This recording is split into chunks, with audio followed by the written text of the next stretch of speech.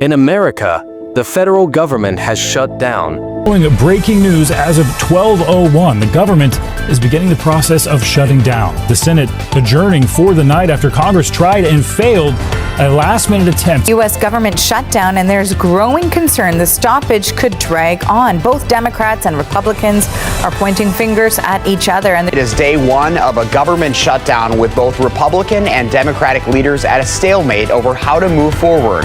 Republican leaders have signaled they could hold more votes today as hundreds of thousands of federal workers across the country. Midnight struck on October 1st, 2025, and the machinery of government stalled. Once again, partisan conflict has pushed the nation into paralysis. For millions, the shutdown means uncertainty, unpaid wages, and shuttered services.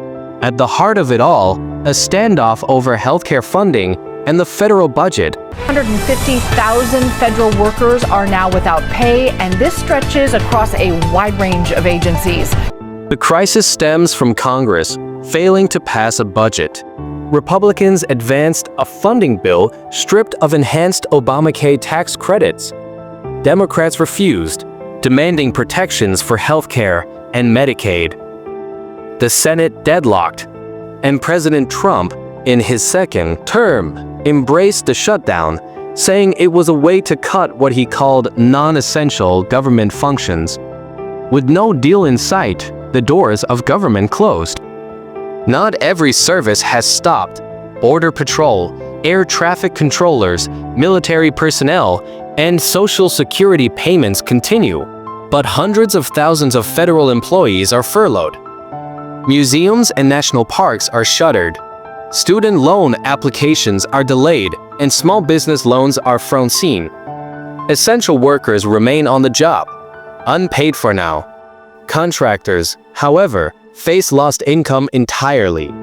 Shutdowns carry a steep cost. Analysts warn of over $100 million lost each day in productivity. The September jobs report is delayed. Small businesses waiting for government-backed loans are left stranded. In housing, buyers relying on FHA or USDA loans face stalled closings. Even flood insurance programs have paused new policies. Wall Street stays cautious, markets dip, then recover. But the longer this lasts, the heavier the economic toll. For federal workers, the shutdown is deeply personal. Government shutdown is bringing new pain to federal workers who've already endured months of cuts from the Trump administration. During the shutdown, about 750,000 federal employees are expected to be furloughed each day, while thousands more are required to keep working without pay. Your bills and the gas bill, all of these things went up, so I'm already juggling paycheck to paycheck. Millions of federal workers impacted, including more than 750,000 federal employees now furloughed. Down, and thousands of TSA workers across this country are reporting for duty despite not getting paid. More than 800,000 employees are either furloughed or working without pay. That includes 406,000 civilians at the Department of Defense and 1.3 million active duty service members. NASA's Artemis missions continue, but staff go unpaid. Families brace for missed bills. Nutrition programs for women, infants, and children risk running out of funding within days. And in schools and colleges, federal support grinds to a halt. On Capitol Hill, the blame game dominates. Republicans accuse Democrats of pushing healthcare for undocumented immigrants. Democrats call this a lie, insisting their fight is for affordable coverage for millions of Americans. Senate Majority Leader John Thune says Democrats wanted this shutdown. Senate Minority Leader Chuck Schumer says Republicans are holding the country hostage. At the White House, Vice President J.D. Vance warns layoffs could begin soon. Both sides dig in as the country waits.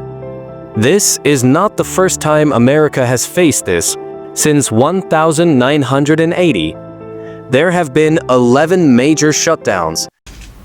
And as I have said for months and months, and every day since this shutdown occurred, this is not how to balance the budget. it is not influencing our talks, we ought to reopen the government.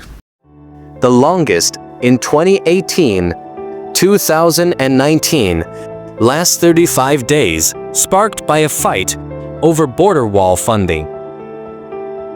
Shutdowns in the 1990s under President Clinton and in 2013 under President Obama left deep political scars. Each time the economy slowed, reputations suffered, and citizens paid the price. Pay me! We work for free! Pay me! We work for free! Pay me! Shutdown! You said call the vote! It is not shutdown! Today's shutdown is part of that long, divisive history.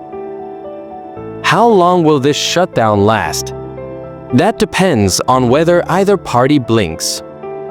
Past shutdowns ended when public pressure grew unbearable. More Americans, nearly 40%, blame President Trump and Republicans for the standoff.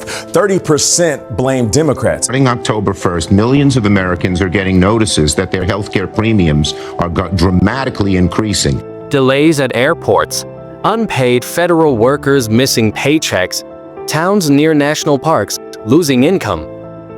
This time, the stakes are high. Healthcare coverage for millions, jobs for hundreds of thousands, and a fragile economy already under strain. For now, America waits. The U.S. government shutdown is more than politics. It's a struggle that touches every household, every worker, every citizen.